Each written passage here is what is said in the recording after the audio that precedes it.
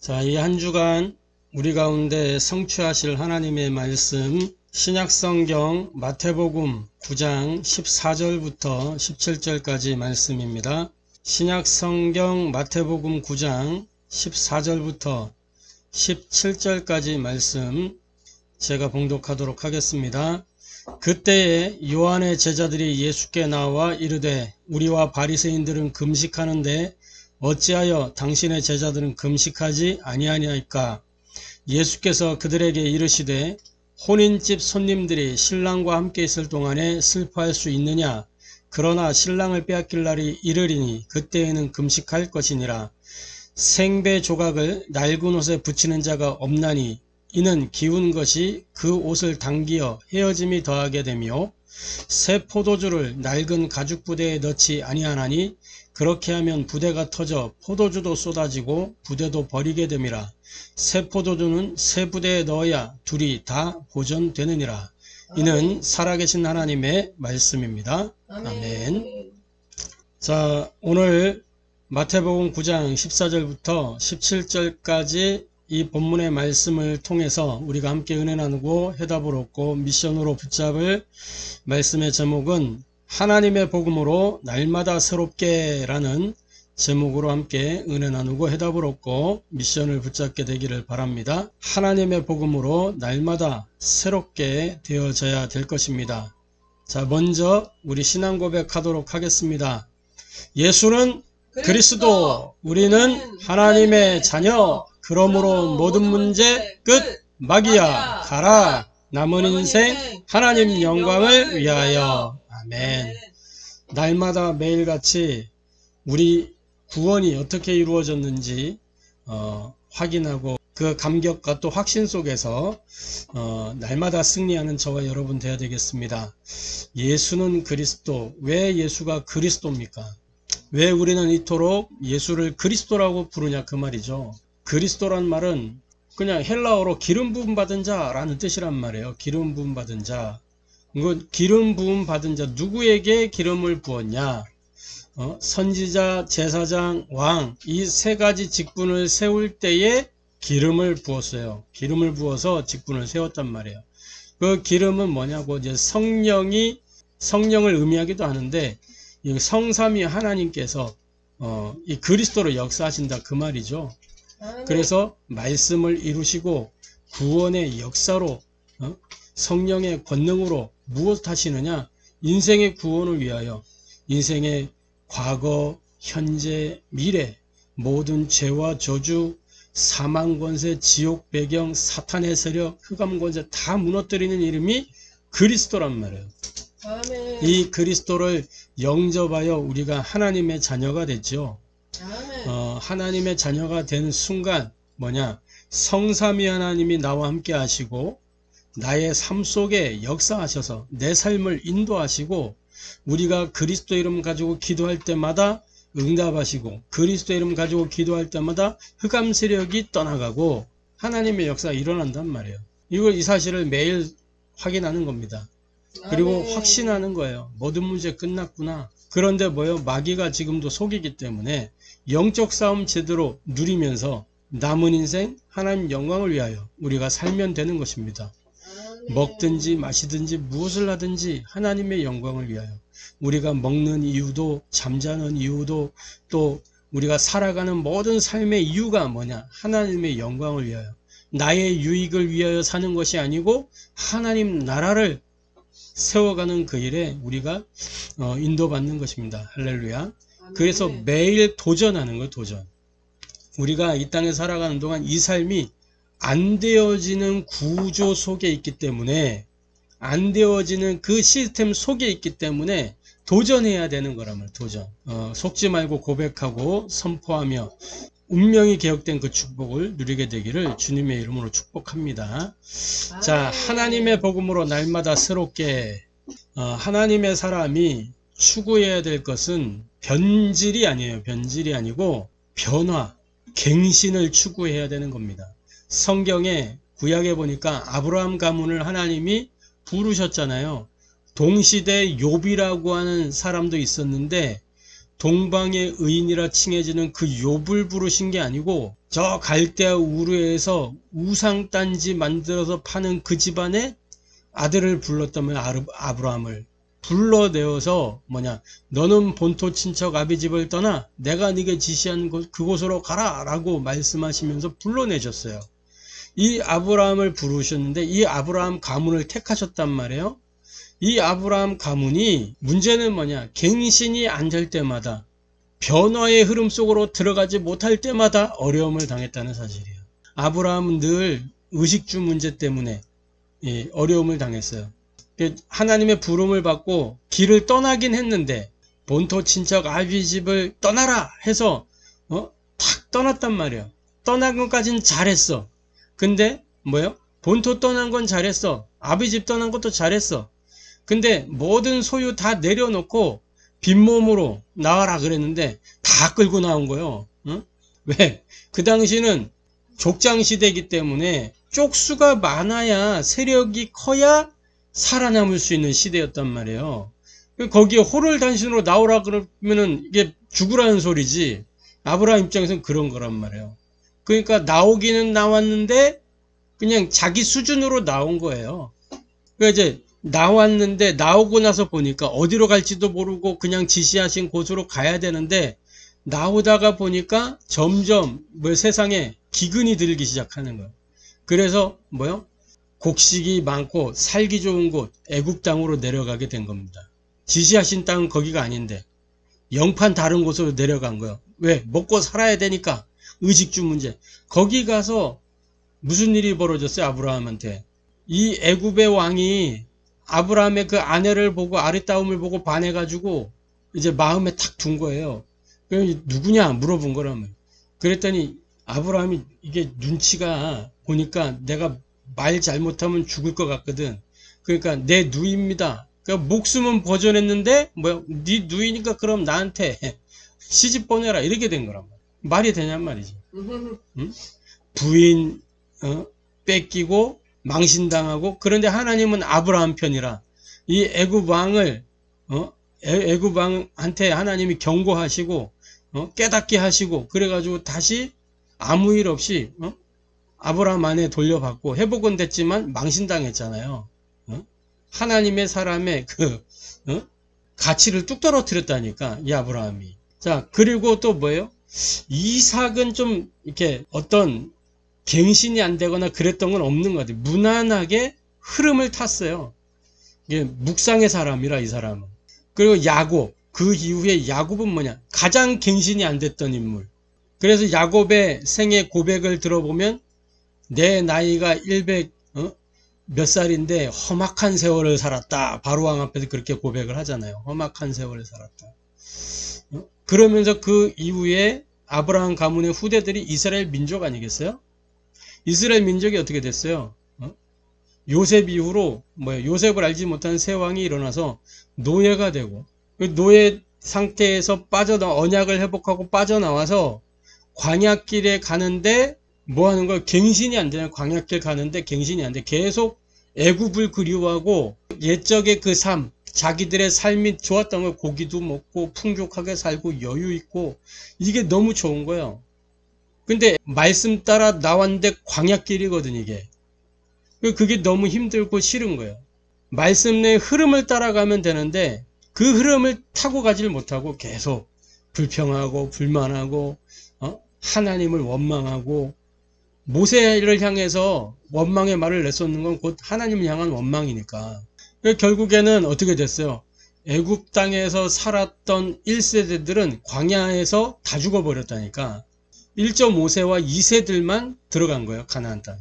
그런데도 이 이스라엘이 못 깨닫고 있으니까 전쟁으로 또 포로로 속국으로 유랑민으로 이렇게 못 깨달으니까 갱신이 안 될 때마다 변화의 흐름을 타지 못할 때마다 이렇게 어려움을 당한 겁니다. 오늘날에도 많은 교인들이 많은 교회 안에 신자들이 대부분 뭐로 살고 있냐? 자기 과거의 상처와 문제를 그대로 가지고 살고 있어요. 그래서 교회에 올 때마다 늘 교회에 올 때 천부여 의지 없어서 손 들고 나옵니다. 하고 그러면 우리 주님이 뭐라 그래요? 수고하고 무거운 짐자 다 내게로 오라. 내가 너희를 쉬게 하리라. 수고하고 무거운 짐을 내려놓고 가야 되는데 천부여 의지 없어서 손들고 옵니다 해놓고 안 내려놓고 그 짐을 다시 메고 가. 현장으로. 그 시름시름 또 막 고민과 염려와 불신앙과 이걸로 사는 거예요. 욥기서 3장에 보니까 어떻게 돼 있냐? 이렇게 돼 있어요.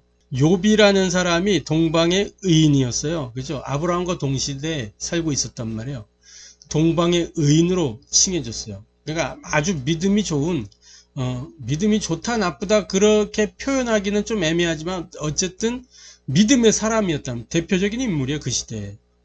그런데 이 사람이 이제 막 부자고 막 집도 배경도 좋고 이런 상태로 있어요. 그러니까 이 사탄이 와가지고 하나님께 욥이 까닭없이 그렇게 하나님을 경배하겠습니까? 하나님이 욥을 축복하시니까 그 이유가 있으니까 그렇게 하나님을 잘 섬기는 거 아닙니까? 그래서 이 마귀가 하나님으로부터 허락을 받아가지고 욥을 이제 시험하게 되는 겁니다. 하나님이 복 주셨던 거 다 걷어가고 하나님 조건 하나 내걸었어. 목숨만 해하지 마라. 생명에 지장이 없게 해라. 그 다 걷어가는 거 다. 그래갖고 재산 다 잃어버리고 재산 잃어버리니까 뭐가 생겨요? 가정불화가 생겨있다. 부부관계가 경제가 약해지니까 막 틀어지는 거예요. 그러니까 막 그 아내가 전에는 막 욥을 막 이렇게 섬기고 그러던 아내가 욥한테 늘 잔소리하고 막 좀 나가서 벌어와라 이런 식인 거죠.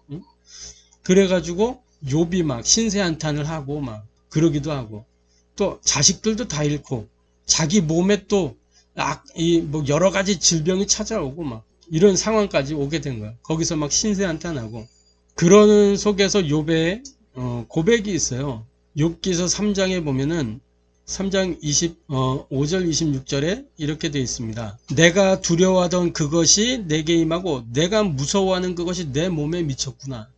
나에게는 평온도 없고 안일도 없고 휴식도 없고 다만 불안이 있구나. 그러니까 욥이 평상시에 믿음의 사람처럼 보였지만 늘 내면에 뭐가 있었냐? 이런 두려움과 불안함과 이런 게 있었다는 거예요. 그러니까 겉으로 포장을 한 거야. 신앙으로 포장을 한 거예요. 그러니까 우리 믿음 좋다 할 그 믿음이 잘 생각해 봐야 되는 거예요. 내 내면을 포장하고 있는 건 아닌가. 욥이 그렇게 했다니.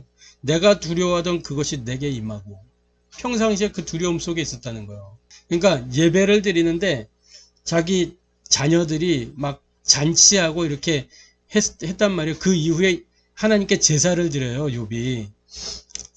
근데 그 제사의 배경의 내용이 뭐가 있냐면 혹시 내 아이들이 부지 중에 여호와를 망령되게 했을까 하여 하나님을 예배하는 거예요. 그런 두려움 속에 딱 있는 거예요. 나에게는 평온도 없고 안일도 없고 휴식도 없고 다만 불안만이 있구나. 늘 그렇게 살았다는 거예요. 안 그런 척 하면서 이게 많은 신자들이 이렇게 살아가고 있는 겁니다. 이렇게. 그러니까 갱신을 못하고 있는 갱신을. 변화의 흐름 속으로 탁 들어가야 되는데 그냥 불안 속에 살고 있는 거예요. 늘 강단에서 말씀이 선포되고 나오는데 그걸 붙잡고 언약 잡고 딱 살지 못하고 불안과 두려움 속에 옛 상처, 체질 속에 그렇게 살고 있는 겁니다. 옛날에 우리나라 역사 속에 2조 500년은 어떤 역사였어요? 늘 당파 싸움하고 그때의 세계 열강은 막 문호를 개방하고 막 발전해 가는데 우리나라는 그 조선 500년 동안 다 굳게 닫아놓고 자기들 어떤 그 자리라든지 명분이라든지 실 이런 것만 다 계산하면서 쇄국 정책으로 결국에는 몰락했잖아요. 2조 500년 다 허망하게 무너졌다니까. 그러니까 변질되어지는 거예요. 변질. 갱신을 해야 되는데 변질되는 거예요. 점점. 한국 교회가 그 미국이라든지 먼저 된 나라로부터 복음을 받았어요. 말씀을 받았어요. 토마스가 와가지고 이 성경 한 권 던져준 그게 시작이었잖아요. 그 성경이 하나님의 말씀 성경, 이 성경을 던져주면서 복음의 역사가 시작이 되어졌는데, 그래서 하나님 역사의 부흥의 어떤 그 역사도 확인하고 체험하고 선교의 중심적인 그런 위치에 들어갈 수 있는 나라의 대열에 섰음에도 불구하고 교회는 뭐하냐, 교회 안에서 자리 다툼하고 어떤 그런 거 하느라고 하나님의 사명과 관계없는 교회 이익, 교회 유익 요것만 딱 취하다가 결국은 하나 둘 문 닫기 시작하는 겁니다. 교회가 막 그리스도를 머리로 한 몸 지체가 교회인데, 이 교회가 교회당 중심의 어떤 체제가 되면서 경영, 엔터테인먼트, 심리학 이런 것들이 막 교회 안에 뿌리를 내리기 시작하면서 점점 하나님의 것과는 거리가 멀어지고 하나님의 복음이 아닌 세상의 복음을 가지고 들어와서 하나님의 복음인 것처럼 이렇게 하면서 결국에는 변질이 되면서 교회가 힘을 잃기 시작하는 겁니다. 그러니까 복음이 무엇인지도 제대로 증거가 되지 않고, 그러다 보니까 여러 가지 다른 우리가 소위 말하는 이단 사이비들이 득세하기 시작하고 교회 안으로 그것들이 파고 들어오고, 그래서 성도를 미혹하고 혼란스럽게 만들어 버리는 거예요. 그래서 교회가 이렇게 모여지고 커지고 교회당이 커지면서 자꾸 목회자들이 변질이 되는 거예요. 변질. 본질을 찾아서 갱신을 계속해야 되는데 본질을 향해 가는 게 아니고 변질되어져서 타락되어지고 무너지는 거예요. 결국에는. 그래서 우리는 하나님의 사람은 변질이 아니라 갱신을 추구해야 됩니다. 변화의 흐름 속으로, 복음이 이끄는 변화의 흐름 속으로. 갱신은 어떻게가 아니에요. 방법이 아니라 말씀의 흐름 따라 성령의 인도 받는 것이 갱신입니다. 다른 게 갱신이 아니고. 그래서 첫 번째로 우리가 하나님의 복음이 아닌 모든 것은 다 깨트려야 되는 겁니다. 복음이 아닌 모든 옛사상들을 다 깨트려야 돼요. 우리 안에 있는. 할렐루야. 하나님과 단절된 상태의 인간 본성은 뭐냐? 하나님과 단절되면서부터 하나님의 복음을 거부하고 대적하는 본성이 있어요. 그 마태복음 9장 14절에도 보면 오늘 우리가 읽었잖아요. 여기에 요한의 제자들이 이야기하는 겁니다. 요한의 제자들. 그때에라고 하는 건 앞에 우리가 지난주에 읽었던 본문의 사건들이잖아요. 그죠? 예수님이 이 세리들하고 죄인들하고 이 마태를 불러가지고 거기서 밥을 먹고 이렇게 하니까 이 요한의 제자들이, 그때 요한의 제자들도 그 현장에 있었던 것 같아 보니까. 요한의 제자들이 예수께 나와 이르되 우리와 바리새인들은 금식하는데 어찌하여 당신의 제자들은 금식하지 아니하니까? 주여 이것도 아니고 당신의 제자들이 막 이러면서 세례 요한, 자기 스승 이 요한이 자기보다 큰 자다라고 메시아적 선언을 했던 그분 아니겠어요? 그런데 당신의 제자들이 이러면서 이야기하는, 선생님이어도 아니야, 당신의 제자들이. 뭔가 이 빈정이 상한 거예요. 그 현장을 보고. 그게 뭐예요? 바리새 사상이 들어간, 우리와 바리새인들은 자기들이 동급인 거야 지금. 우리와 바리새인들은 금식하는데 하나님은 이스라엘에게 말씀을 하셨어요. 1년에 한 번 이 대속죄일에 금식하도록 그렇게 하셨어요. 한 번만 하면 돼, 한 번만. 그게 왜 대속죄일에 금식하는 거냐? 나를 구원하신 그 하나님의 은혜, 나의 죄를 사하신 그 하나님의 은혜, 거기에 감사와 감격과 그러면서 뭐예요? 또 내가 어쩔 수 없는 죄인이구나, 나에 대한 한계, 거기에 대한 절박함, 그걸 가지고 그 애통함을 가지고 금식하라는 거예요. 아멘. 그런데 1년에 한 번만 하면 된다니까. 1년에 한 번만. 근데 뭐였냐, 요 유대인들이 기특한 건지 아니면 다른 동기가 있었는지 모르겠지만 1년에 한 번 하는 걸 하면 될 걸 가지고 법과 제도적으로 탁 장치를 만들어요. 그래갖고 절기 때마다 금식하도록 만들고 또 막 일주일에 2번씩 금식하고, 바리새인들은. 그러니까 이 요한의 제자들은 그걸 뭐 한술 더 떠서 더 금식 많이 하고, 그게 경건의 어떤 그 경건의 높은 수준인 것처럼 이렇게 자기들의 어떤 의를 드러내려고 하는 그런 수단으로 삼은 거예요. 그래서 이스라엘이 이 경건 생활의 3대 요소로 기도, 구제, 금식, 이 3가지를 삼았어요. 그 구제를 우리 주님은 오른손이 하는 일을 왼손이 모르게 하라고 하잖아요. 그런데 드러내놓고 구제를 한다니까, 구제. 그 다음에 금식, 1년에 한 번이면 될 걸 가지고, 금식할 때 이렇게 나 금식한다! 라고 표를 잔뜩 내고, 그러고 금식을 해. 나 이렇게 경건한 사람이야! 이렇게 내세우는 거예요. 그게 바리새인들, 세례 요한의 제자들이 그렇게 하고 있었다는 겁니다. 하나님의 복음, 그리스도가 그 현장에 있는데도 몰라보고 그렇게 하는 거예요. 본성적으로 하나님과 단절된 상태 속에 있는 인생은 하나님의 복음을 거부하고 대적하는 겁니다. 그 요한의 제자들이 이때 했던 이 질문, 당신의 제자들은 왜 금식하지 않습니까? 이 질문은 바리새인들의 그것하고 수준이 똑같은 거예요. 누가복음 5장 33절에 누가가 이렇게 본 겁니다. 동일한 현장인데 누가는 어떻게 봤냐? 그들이 예수께 말하되 요한의 제자는 자주 금식하며 기도하고 바리새인의 제자들도 또한 그리하되 당신의 제자들은 먹고 마시나이다. 그 질문했던 사람들이 바리새인이다 라고 본 거예요. 요한의 제자로 안 보고. 그러니까 같은 수준의 사람으로 본 거예요.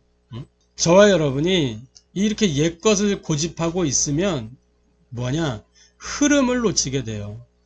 하나님이 변화의 흐름을 탁 보내고 있는데 나는 옛것을 고집하고 있는 거예요. 그러면 뭐 하게 되냐? 다른 판단할 수밖에 없고 틀린 선택을 할 수밖에 없고 망하는 결정을 할 수밖에 없는 겁니다.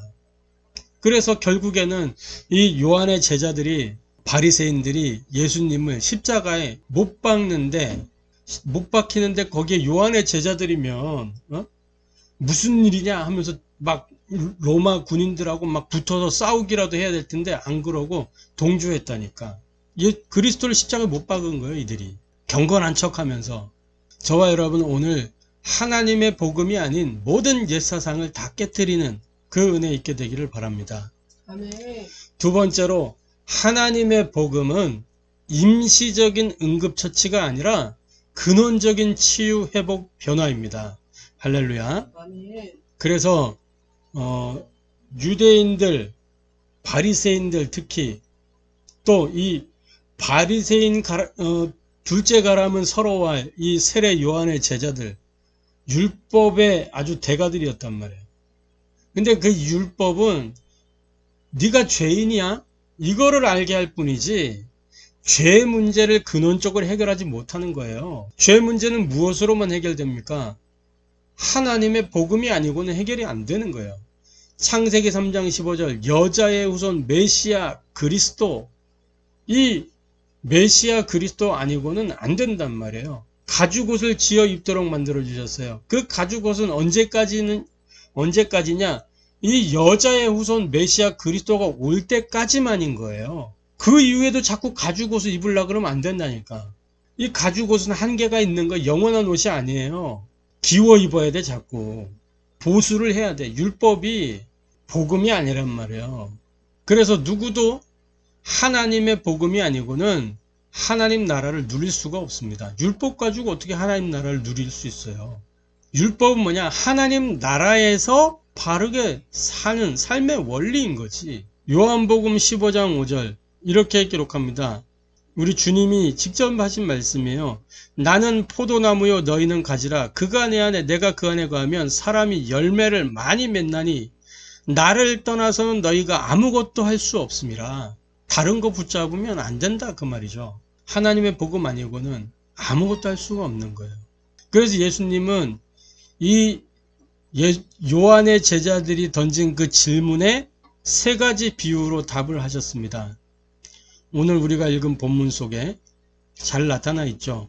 예수께서 그들에게 이르시되 혼인집 손님들이 신랑과 함께 있을 동안 슬퍼할 수 있느냐. 지금 이 세례 요한의 제자들은 어떤 상황이냐면 그 스승 요한이 감옥에 지금 잡혀 있는 거예요. 그러니까 얼마나 슬프겠어요. 슬프니까 금식하고 있는 거예요. 또 절기였던 것 같아 그때가.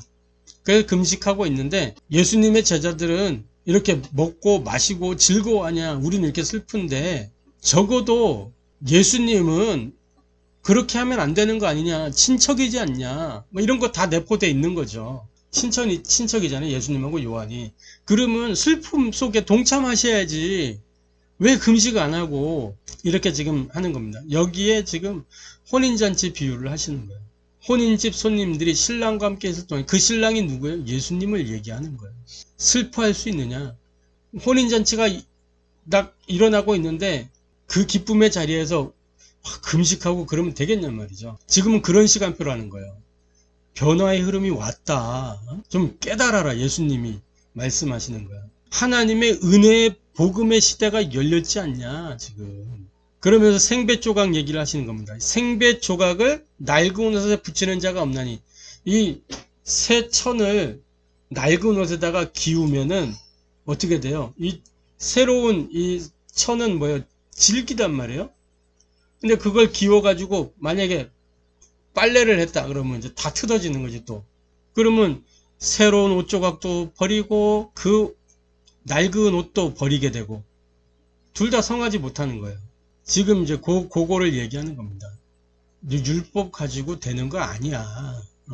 율법이 온전케 만들어주지 않아. 변화를 받아들여야지. 새 포도주를 낡은 가죽 부대에 넣지 아니하나니.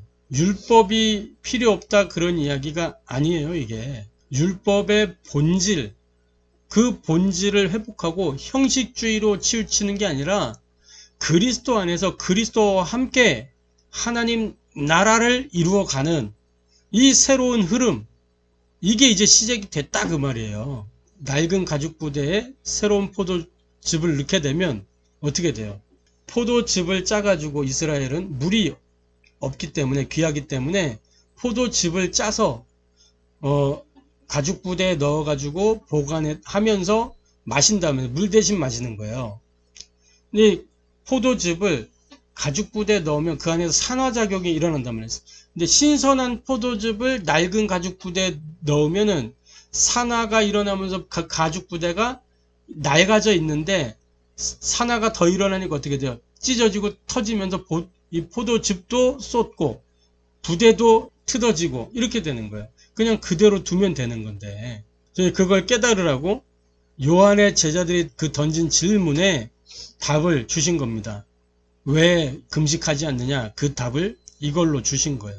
하나님의 복음은 응급처치가 아니라 뭐예요? 근원적인 치유, 회복, 변화의 복음이다. 그 말입니다. 할렐루야. 그래서 세 번째로 저와 여러분이 그래서 하나님의 복음 그리스도로 날마다 새롭게 되려면 어떻게 해야 되느냐? 말씀의 흐름 따라 성령 인도 받는 거. 어떻게 그렇게 말씀의 흐름 따라 성령 인도 받을 수 있냐? 다른 게 아니고 정확한 언약을 붙잡아야 된다는 겁니다. 그 정확한 언약이 이미 말씀 속에 다 주셨어요. 하나님이 우리에게 이 말씀을 기록하여 주신 이유는 뭐예요? 요한복음 20장에 보니까 이 말씀을 통해서 예수를 그리스도로 알고 믿어 생명 얻게 하려는 것이다. 그죠? 그 정확한 언약, 그리스도를 붙잡아야 되는 거예요.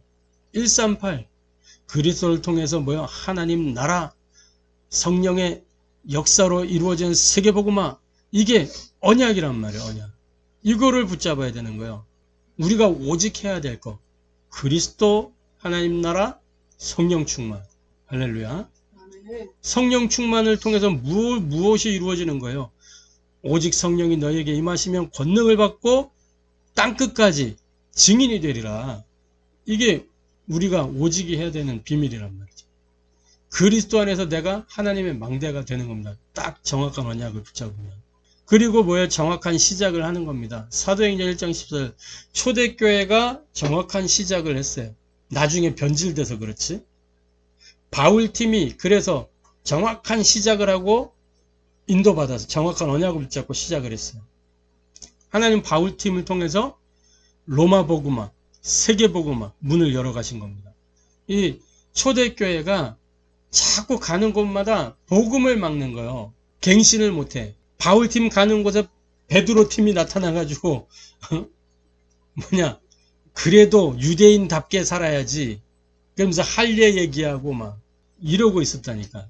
베드로가 성령 인도 받아가지고 고넬료 집에 갔는데 그거 가지고 이 초대교회 이 사람들이 베드로한테 막 비난하고 초대교회 지도자인데 어떻게 그럴 수 있냐. 이방인하고 같이 밥을 먹냐. 한솥밥을. 막 그러면서 이렇게 했다니까. 갱신이 안 되는 거예요. 변화의 흐름을 타고 가질 못하는 거예요. 그러니까 결국에는 이 베드로 팀은 스탑되고 세계복음화의 거대한 이 역사 속에서 바울 팀으로 촛대가 옮겨가고, 물론 베드로 팀들이 쓰임 받은 부분들이 있어요. 있지만 한계를 이길 수는 없었다 그 말이죠. 그래서 정확한 시작을 하게 되면 유일성의 응답이 오고 우리 삶이 하나님의 여정이 되는 겁니다. 할렐루야. 그리고 어느 날 우리는 당연한 응답을 누리게 되는 거예요. 사도행전 2장 그리스도 안에서 성령 충만의 역사 그 언약 붙잡고 오로지 기도 속으로 들어갔더니 불가항력적인 성령의 역사로 말미암아 현장에 말씀이 성취되고 전도문이 열리고 제자가 일어나고 변화가 일어나는데 이 역사가 가는 곳마다 일어났단 말이에요. 뭐예요? 재창조의 능력이 나타나는 겁니다. 당연한 응답. 그러니까 어떻게 돼요? 자연스럽게 우리의 현장이 하나님의 이정표가 되는 거죠. 하나님의 복음으로 날마다 새롭게 되어지는. 할렐루야. 그래서 결론적으로 날마다 새롭게 되는 전도자의 삶 속으로 저와 여러분 들어가야 되겠습니다. 어떻게 날마다 새롭게 되는 전도자의 삶 속으로 들어갈 수 있냐? 하나님이 주신 망대 138 복음의 망대, 그리스도의 망대, 이거 가지고 뭐예요? 강단의 말씀, 이걸 가지고 사문을 누리게 되면 우리 안에 불신앙의 망대가 무너지게 되는 겁니다. 아멘. 그럼 날마다 새롭게 되는 거예요. 히브리서 3장 13절 14절 이렇게 기록하죠.